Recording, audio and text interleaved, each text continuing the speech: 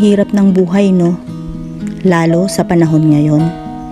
Minsan matutulala ka na lang dahil nag-iisip ka kung paano mairaraos ang araw na ito.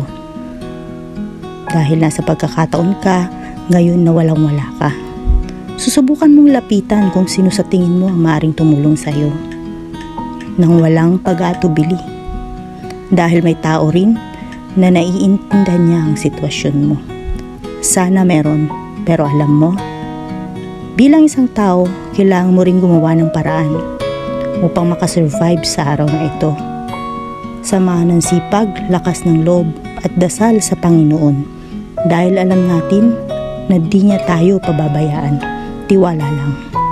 Siguro binigyan talaga tayo ng pagsubok ng Diyos upang mas lalo tayong lumakas at maging matapang na harapin ang buhay.